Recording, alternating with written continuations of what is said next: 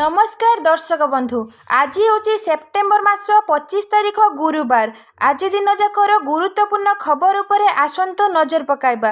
भिडियोटी को शेष पर्यंत देखंतु। मात्र किछि समय मध्य जानि परिबे आज दिनर संपूर्ण खबर। ता पूर्व चैनल ले नुआ थिले चैनल को सब्सक्राइब करी पाखरे थिबा बेल आइकन को ऑन करी रखंतु। परवर्ती खबर पूजा पाई आगुआ दरमा। शारदीय दुर्गा पूजा पाई राज्यर समस्त सरकारी कर्मचारी को आगुआ मिलिबो दरमा। चलित सेप्टेम्बर मासर दरमा 26 तारिख रे प्रदान करिया पाई मुख्यमंत्री मोहन चरण माझी निर्देश देइछंती। राज्यर समस्त सरकारी कर्मचारी को मासर शेष कार्य दिवस रे दरमा मिलिथिबा बेले दुर्गा पूजा पाई आसंता 27 तारिख रु राज्यर समस्त सरकारी कार्यालय छुट्टी रहिबो।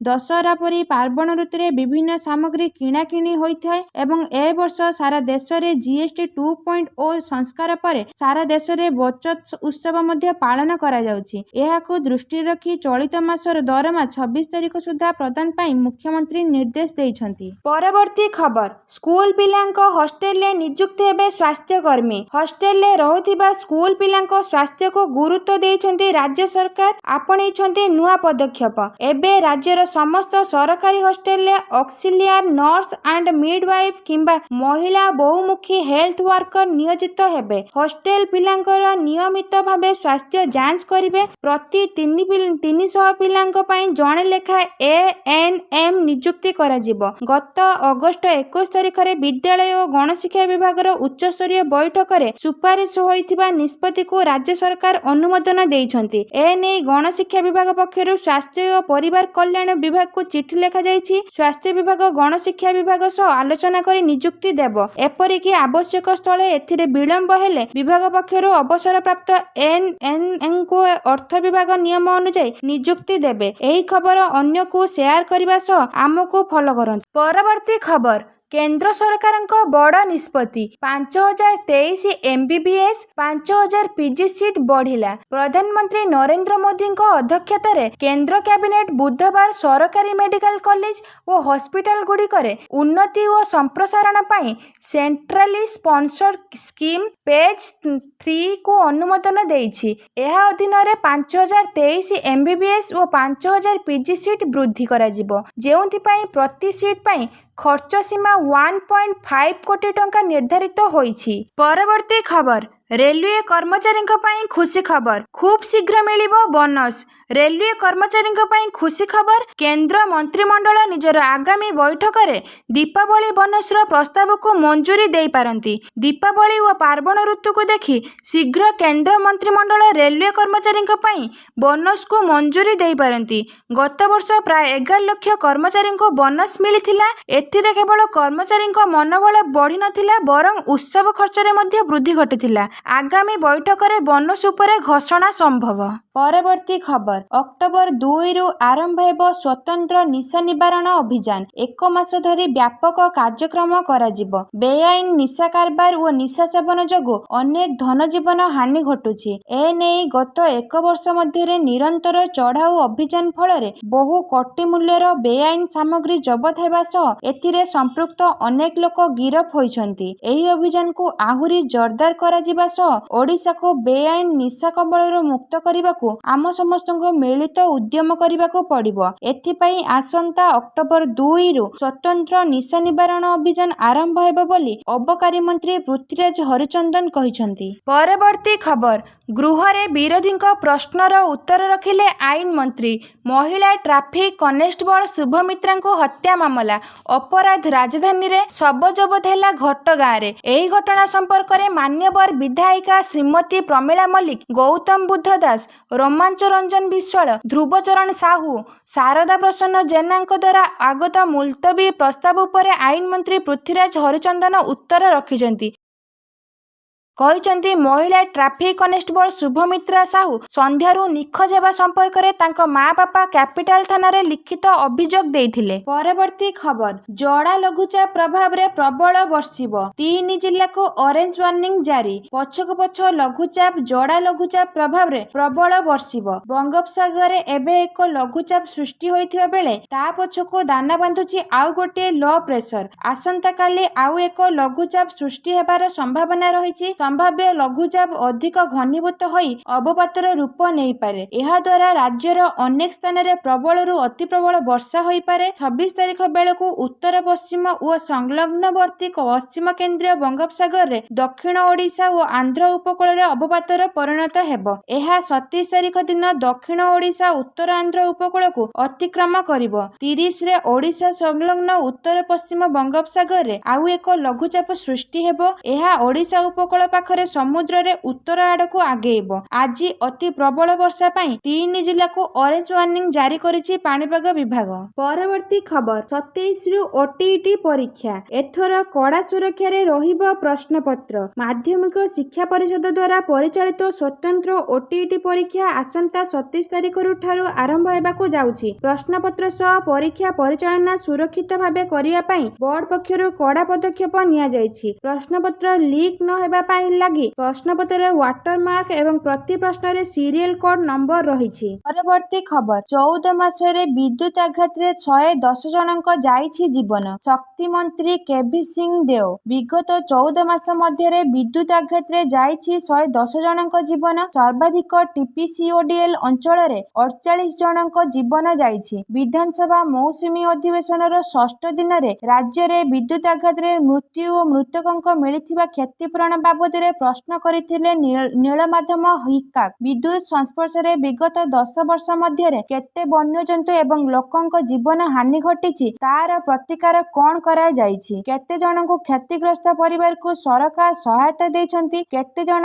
ସହାୟତା ପାଇଛନ୍ତି? ଯେଉଁ ବିଦ୍ୟୁତ ପୋଲଗୁଡ଼ିକ ସାଧାରଣ ଲୋକଙ୍କ ଜମିରେ ବିଦ୍ୟୁତ ବିଭାଗ ପକ୍ଷରୁ ସ୍ଥାପନ ହେଉଛି କିନ୍ତୁ ଉକ୍ତ ଜମି ମାଲିକଙ୍କର କ୍ଷତିଭରଣ ପାଇଁ କଣ ପ୍ରାବଧାନ ରହିଛି ବୋଲି ଲିଖିତ ପ୍ରଶ୍ନ କରିଥିଲେ ନୀଳମାଧବ ହିକାକ୍। ଏହାର ଉତ୍ତର ଦେଇ ସମସ୍ତ ତଥ୍ୟ ଦେଇଛନ୍ତି ଉପମୁଖ୍ୟମନ୍ତ୍ରୀ କନକ ବର୍ଦ୍ଧନ ସିଂଦେଓ। ବିଦ୍ୟୁତ ଆଘାତ ଜନିତ ମୃତକଙ୍କ ପରିବାରକୁ କ୍ଷତିପୂରଣ ପ୍ରଦାନ କରାଯାଇଛି। ବିଗତ 10 ବର୍ଷ ମଧ୍ୟରେ ବିଦ୍ୟୁତ ସଂସ୍ପର୍ଶରେ ଆସି ପ୍ରାୟ 1624 ଲୋକ ଓ 170 ବନ୍ୟଜନ୍ତୁଙ୍କ ଜୀବନ ହାନି ଘଟିଛି। ତେବେ ବିଦ୍ୟୁତ ବିତରଣ ସଂସ୍ଥାମାନଙ୍କର ତ୍ରୁଟି ଯୋଗୁଁ ଘଟୁଥିବା ବିଦ୍ୟୁତ ଦୁର୍ଘଟଣା ଘଟିଲେ କ୍ଷତିପୂରଣ ଦେବା ନିୟମ ରହିଛି। OERC 2020 ଅନୁଯାୟୀ ମୃତକଙ୍କ ପିଛା 4 ଲକ୍ଷ ଟଙ୍କାର କ୍ଷତିପୂରଣ ଦେବାର ପ୍ରାବଧାନ ରହିଛି। ପରବର୍ତ୍ତୀ ଖବର ରାସନ କାର୍ଡ ନେଇ ବଡ଼ ଖବର। ଆପଣ ଯଦି ଅଯୋଗ୍ୟ ହେଇ ବି ରାସନ କାର୍ଡରେ ଚାଉଳ ପାଉଛନ୍ତି ତେବେ ସାବଧାନ, ଆପଣଙ୍କ ଉପରେ କୌଣସି ବି ମୁହୂର୍ତ୍ତରେ ହୋଇପାରେ ଆକ୍ସନ। ଆଉ କେଉଁ ସମୟରେ ବି ଆପଣଙ୍କର କଟି ଯାଇପାରେ ରାସନ କାର୍ଡ। ବିଧାନସଭାରେ ରାସନ କାର୍ଡ ସମ୍ପର୍କରେ ବଡ଼ ସୂଚନା ଦେଇଛନ୍ତି ଯୋଗାଣ ମନ୍ତ୍ରୀ କୃଷିଚନ୍ଦ୍ର ପାତ୍ର। ପରବର୍ତ୍ତୀ ଖବର ମହାନଦୀରେ ବନ୍ୟା। 27 ତାରିଖ ସକାଳ ମୁଣ୍ଡଳିରେ ପହଞ୍ଚିବ 7 ଲକ୍ଷ କ୍ୟୁସେକ୍ ବନ୍ୟା ଜଳ। ଫୁଲିବ ଶାଖା ନଦୀ। 27 ତାରିଖ ସକାଳୁ 7 ଲକ୍ଷ କ୍ୟୁସେକ୍ ବନ୍ୟା ଜଳ ମୁଣ୍ଡଳିରେ ପ୍ରବାହିତ ହେବ। ମୁଣ୍ଡଳିରେ ଯଦି ବର୍ଷା ହୁଏ ପାଣି ଅଧିକା ଆସିବ। ଏବେ 1 ଲକ୍ଷ କ୍ୟୁସେକ୍ ଜଳ ପ୍ରବାହିତ ହେଉଛି। ଏହାର ପ୍ରଭାବରେ ଶାଖା ନଦୀ, କୁଆଖାଇ, ବିରୁପା, କାଠଯୋଡ଼ି, ଦେବୀ ନଦୀରେ ଜଳସ୍ତର ବୃଦ୍ଧି ପାଇବ। ଏଣୁ ବନ୍ୟା ଆଶଙ୍କା ଜାରି କରିଛି ଜଳ ସମ୍ପଦ ବିଭାଗ। ସମ୍ଭାବ୍ୟ ବନ୍ୟା ନେଇ ସମସ୍ତ ଜିଲ୍ଲାପାଳମାନଙ୍କୁ ସୂଚନା ଦିଆଯାଇଛି। କ୍ଷେତ୍ର ଅଧିକାରୀମାନଙ୍କୁ ସତର୍କ କରାଯାଇଛି। କୌଣସି ପରିସ୍ଥିତିକୁ ସାମ୍ନା କରିବା ପାଇଁ ପ୍ରସ୍ତୁତ ଅଛୁ। ବନ୍ଧବାଡ଼ର ତଦାରଖ ହେଉଛି। ଭୟଭୀତ ହେବାର ଆବଶ୍ୟକ ନାହିଁ। ଲଘୁଚାପ ପ୍ରଭାବରେ ସାରା ରାଜ୍ୟରେ ବର୍ଷା ହୋଇଛି। 64ଟି ବ୍ଲକରେ 50 ମିଲିମିଟରରୁ ଅଧିକ ବର୍ଷା ହୋଇଛି। 11ଟି ସ୍ଥାନରେ 100 ମିଲିମିଟର ବର୍ଷା ହୋଇଛି। ସମ୍ବଲପୁରରେ ସବୁଠାରୁ ଅଧିକ ବର୍ଷା ହୋଇଛି। ହୀରାକୁଦ ଉପରମୁଣ୍ଡରେ 41 ମିଲିମିଟର ବର୍ଷା ହୋଇଥିବା ବେଳେ ଏବେ ବି ବର୍ଷା ଜାରି ରହିଛି। ପରବର୍ତ୍ତୀ ଖବର 20 ଲକ୍ଷ ପାଇଁ ଶୁଭମିତ୍ରାଙ୍କୁ ହତ୍ୟା। ଆଇନ ମନ୍ତ୍ରୀ 20 ଲକ୍ଷ ପାଇଁ ପୋଲିସ କନେଷ୍ଟବଳ ଶୁଭମିତ୍ରାଙ୍କୁ ହତ୍ୟା କରାଯାଇଛି। ଏନେଇ ବିଧାନସଭାରେ ମୁଲତବୀ ଆଲୋଚନାରେ କହିଲେ ଆଇନ ମନ୍ତ୍ରୀ ପୃଥ୍ୱୀରାଜ ହରିଚନ୍ଦନ। ଦୀପକ ରାଉତ ଠାରୁ 20 ଲକ୍ଷ ଦାବି କରିଥିଲେ ଶୁଭମିତ୍ରା। ଶୁଭମିତ୍ରା ରୀତି ଅନୁସାରେ ବିବାହ ପାଇଁ 20 ଲକ୍ଷ ଦାବି କରିଥିଲେ। ଦୀପକ ପ୍ରଥମ ପତ୍ନୀ ଅପର୍ଣ୍ଣା ପରେ ପ୍ରିୟଦର୍ଶିନୀଙ୍କୁ ମଧ୍ୟ ହତ୍ୟା କରିଥିଲେ। ବୀମା ଅର୍ଥ ପାଇବାକୁ ହତ୍ୟା କରିଥିଲେ କହିଲେ ଆଇନ ମନ୍ତ୍ରୀ। ଟ୍ରକ୍ ଦୁର୍ଘଟଣାରେ ମୃତ୍ୟୁ ହେଲା ବୋଲି ସେତେବେଳେ କୁହାଗଲା। ଯେଉଁ ଟ୍ରକ୍ ଦୁର୍ଘଟଣା କରିଥିଲା କୁହାଗଲା ସେହିଦିନ ସେହି ଟ୍ରକ୍ ରାଉରକେଲାରେ ଥିଲା। ସେତେବେଳେ କାହା ସରକାର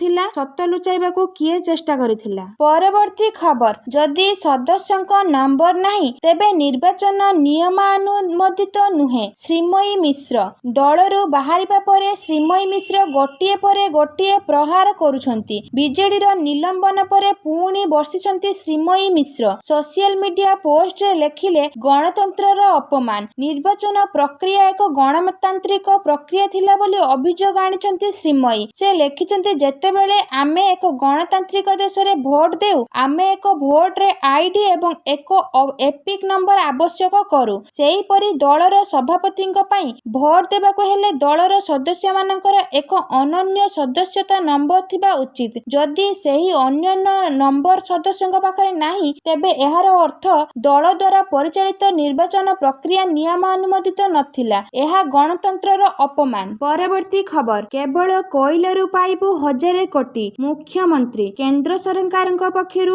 ଜିଏସଟି ସଂସ୍କାର ଆଣିବା ପାଇଁ ନେସ୍କଟ ଜେନ୍ ଜିଏସଟି ଲାଗୁ ହୋଇଛି। ଏହାଦ୍ୱାରା ଓଡ଼ିଶା ଅଧିକ ଉପକୃତ ହେବ। କେବଳ କୋଇଲାରୁ ଜିଏସଟି ବାବଦକୁ ବର୍ଷକୁ ପ୍ରାୟ 1000 କୋଟି ଟଙ୍କା ପାଇବ। କୋଇଲା ଦାମ କମିବ, ତାପଜ ବିଦ୍ୟୁତ ଉତ୍ପାଦନ ଖର୍ଚ୍ଚ କମିବ।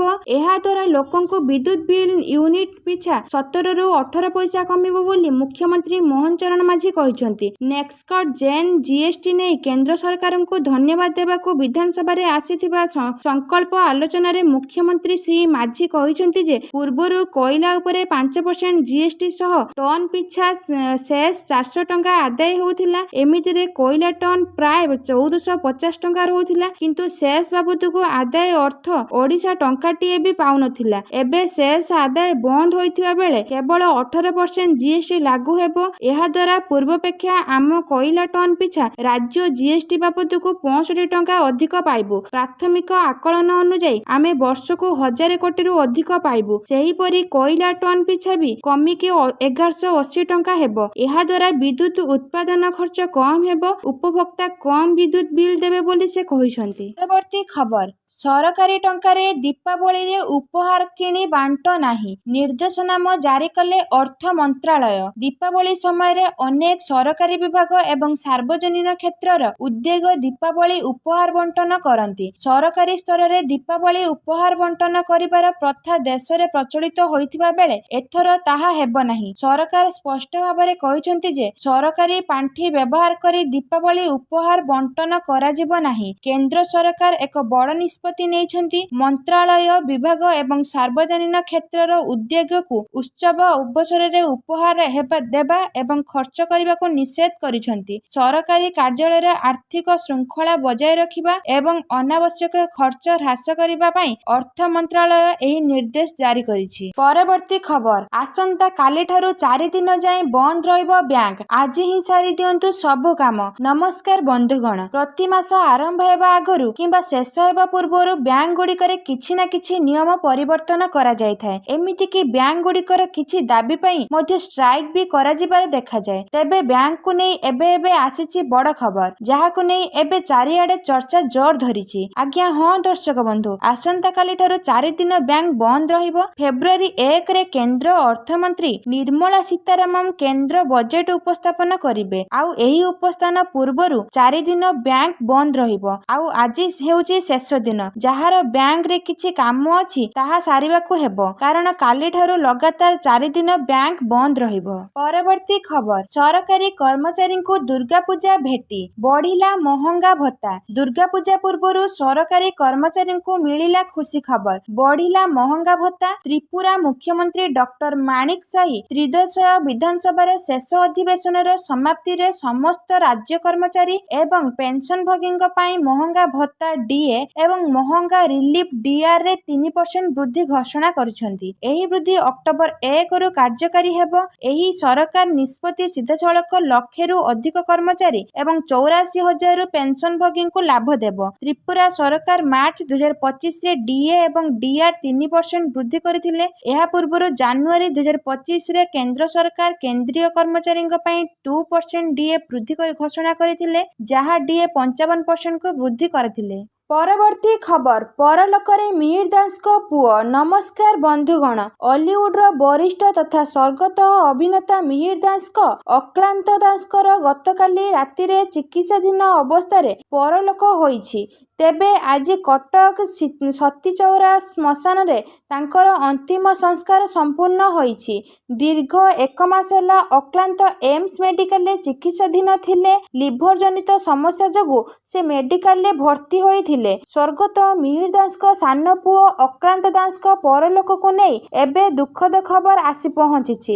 ତେବେ ମିହିର ଦାସଙ୍କ ପରଲୋକ ଘଟିବାର ବର୍ଷ ପାଖାପାଖି ହେବ ଏବେ ତାଙ୍କର ସାନ ପୁଅ ଅକ୍ଳାନ୍ତଙ୍କର ମୃତ୍ୟୁ ହୋଇଛି ଲିଭର ଜନିତ ସମସ୍ୟା ପାଇଁ। ମୃତ୍ୟୁ ବେଳକୁ ତାଙ୍କ ମାତ୍ର 26 ବର୍ଷ ହୋଇଥିଲା ଯାହା ସୂଚନା ରହିଛି। ଗତକାଲି ରାତି 12:03 ମେଡିକାଲରେ ଭର୍ତ୍ତି ହୋଇଥିଲେ। ଡିସେମ୍ବର 31ରେ ସ୍ୱର୍ଗତ ମିହିର ଦାସଙ୍କ ବର୍ଷିକିଆ ହୋଇଥିଲା। ସେ ଡିସେମ୍ବର 30ରେ ଅକ୍ଳାନ୍ତଙ୍କ ସ୍ୱାସ୍ଥ୍ୟ ବହୁତ ଖରାପ ହୋଇଥିଲା। ତାପରେ ଏମ୍ସରେ ଆଇସିୟୁରେ କିଛି ଦିନ ରହିବା ପରେ ସେ ବେଡ୍ରେ ହେବା ପରେ ବେଡ୍କୁ ଅଣାଯାଇଥିଲା। ବେଡ୍ରେ ଆସିବା ପରେ 6 ଦିନ ରହିବା ପରେ ଡାକ୍ତର ତାଙ୍କୁ ପୁଣି ଥରେ ଆଇସିୟୁରେ ରଖିଥିଲେ। ପରବର୍ତ୍ତୀ ଖବର ସରକାରଙ୍କୁ ଟାର୍ଗେଟ କଲେ ରାଜା ସ୍ୱାଇଁ। ଓଲଟି ଦୋଷ ଲଦିଲେ ଉପମୁଖ୍ୟମନ୍ତ୍ରୀ କେଭି ସିଂ ଦେଓ। ବିଧାନସଭାରେ ମୁହାଁମୁହିଁ ହେଲେ ଦୁଇ ରାଜା, ଜଣେ ରାଜା ସ୍ୱାଇଁ ଆଉ ଅନ୍ୟ ଜଣେ ପାଟନାଗଡ଼ ରାଜା ତଥା ଉପମୁଖ୍ୟମନ୍ତ୍ରୀ କନକ ବର୍ଦ୍ଧନ ସିଂ ଦେଓ। ଆଜି ବିଧାନସଭାରେ ଏହି ଦୁଇ ନେତାଙ୍କ ଭିତରେ କଥା କଟାକଟି ଦେଖିବାକୁ ମିଳିଥିଲା। ଗୋଟିଏ ପଟେ ଶୀତଳ ଭଣ୍ଡାର ଆଉ ସାରା ପ୍ରସଙ୍ଗରେ ସରକାରଙ୍କୁ ପ୍ରଶ୍ନ କରିଥିଲେ ବିଜେଡି ବିଧାୟକ ରଣେନ୍ଦ୍ର ପ୍ରତାପ ସ୍ୱାଇଁ। ଆଉ ଏହି ପ୍ରସଙ୍ଗରେ ପୂର୍ବ ସରକାରଙ୍କୁ ଟାର୍ଗେଟ କରିଥିଲେ ଉପମୁଖ୍ୟମନ୍ତ୍ରୀ କେଭି ସିଂ ଦେଓ। ପରବର୍ତ୍ତୀ ଖବର ବିହାର ବିଧାନସଭା ନିର୍ବାଚନ ଇ-ସାଇନ୍ ଫିଚର ଆରମ୍ଭ।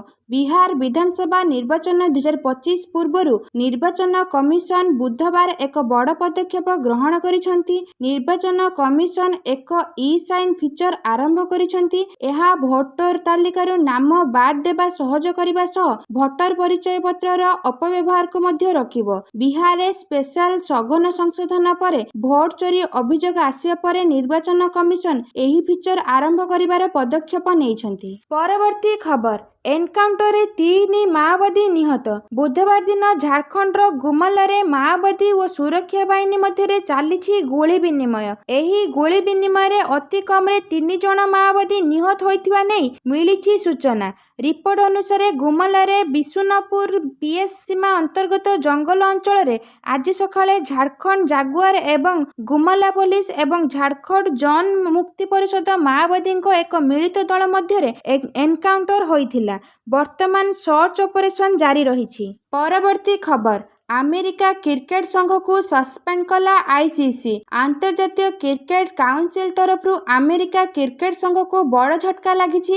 ଆଇସିସି ଆମେରିକା କ୍ରିକେଟ ସଂଘକୁ ସସ୍ପେଣ୍ଡ କରିଛି। ପ୍ରଶାସନିକ ପରିଚାଳନାରେ ଅସନ୍ତୋଷ ପ୍ରକାଶ କରି ଆଇସିସି ଏଭଳି ନିଷ୍ପତ୍ତି ନେଇଛି। 2028 ଅଲିମ୍ପିକ୍ସ କ୍ରିକେଟ ସାମିଲ ହୋଇଛି। ତା ପୂର୍ବରୁ ୟୁଏସ୍ଏ କ୍ରିକେଟ ସଂଘରେ ପରିଚାଳନାଗତ ସ୍ୱଚ୍ଛତା ଆଣିବା ନେଇ ଏଭଳି ପଦକ୍ଷେପ ନିଆଯାଇଛି।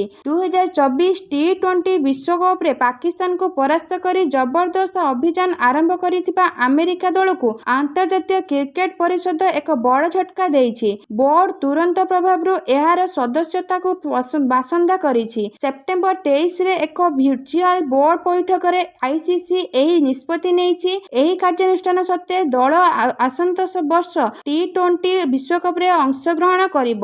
ଆଇସିସିର ଏହି ନିଷ୍ପତ୍ତି ଆମେରିକା କ୍ରିକେଟର ବଡ଼ ପରିବର୍ତ୍ତନ ଆଣିପାରେ। ପରବର୍ତ୍ତୀ ଖବର ଦୂର ହେବ ଇପିଏଫ୍ରୁ ଟଙ୍କା ଉଠାଣ ଝିଞ୍ଝଟ। ଏକକାଳୀନ କାଢ଼ି ହେବ ସବୁତକ ଟଙ୍କା। ସରକାର ଦୂର କରିବେ କୋଟିଏ ସରକାର କର୍ମଚାରୀଙ୍କ ଚିନ୍ତା। କେନ୍ଦ୍ର ସରକାର କର୍ମଚାରୀ ଭବିଷ୍ୟନିଧି ପାଣ୍ଠି ସଂଗଠନ ସଦସ୍ୟମାନଙ୍କୁ ଗୁରୁତ୍ୱପୂର୍ଣ୍ଣ ଆଶ୍ୱସ୍ତି ପ୍ରଦାନ କରିବାକୁ ଯୋଜନା କରୁଛନ୍ତି। ଆଗାମୀ ଦିନରେ ସଦସ୍ୟମାନେ ଯେକୌଣସି ସମୟରେ ସେମାନଙ୍କ ସମ୍ପୂର୍ଣ୍ଣ ଇପିଏଫ୍ ଆକାଉଣ୍ଟ ବାଲାନ୍ସ ଉଠାଇ ପାରିବେ। ସଂଗଠନର 2 ଜଣ ଅଧିକାରୀ ନାମ ଗୋପନ ରଖିବା ସତ୍ତ୍ୱରେ ଗଣମାଧ୍ୟମ ରିପୋର୍ଟକୁ କହିଛନ୍ତି ଯେ ଇପିଏଫ୍ ଗୃହ, ବିବାହ ଏବଂ ଶିକ୍ଷା ପାଇଁ ଉଠାଣ ସୀମାକୁ କୋହଳ କରିପାରେ।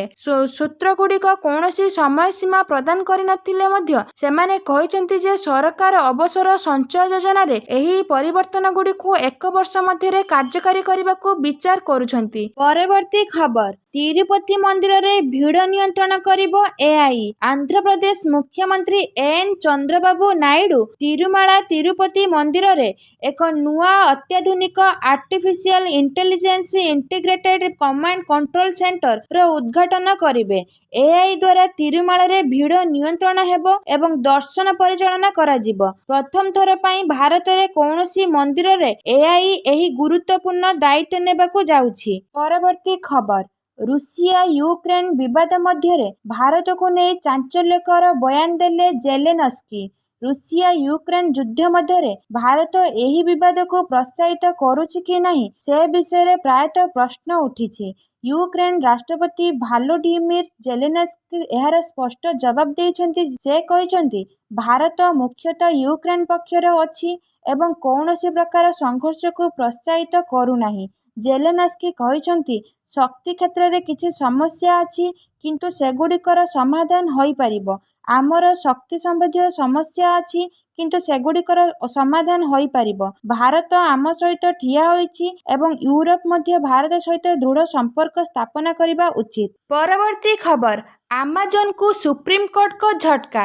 ବୁଧବାର ସୁପ୍ରିମକୋର୍ଟ ୟୁକେ ଭିତ୍ତିକ ଫ୍ୟାଶନ ବ୍ରାଣ୍ଡ ଲାଇଫଷ୍ଟାଇଲ ୟୁକେଡିଜି ସିଭି ଦ୍ୱାରା ଆମାଜନ ଟେକ୍ନୋଲୋଜିକୁ ଟ୍ରେଡମାର୍କ ଉଲ୍ଲଂଘନ ପାଇଁ 340 କୋଟି ଟଙ୍କା କ୍ଷତିପୂରଣ ଦେବା ପାଇଁ ଦିଲ୍ଲୀ ହାଇକୋର୍ଟ ଡିଭିଜନ ବେଞ୍ଚ ଆଦେଶ ଉପରେ ସ୍ଥଗିତାଦେଶକୁ ଚ୍ୟାଲେଞ୍ଜ କରି ଏକ ଆବେଦନକୁ ଖାରଜ କରିଦେଇଛନ୍ତି।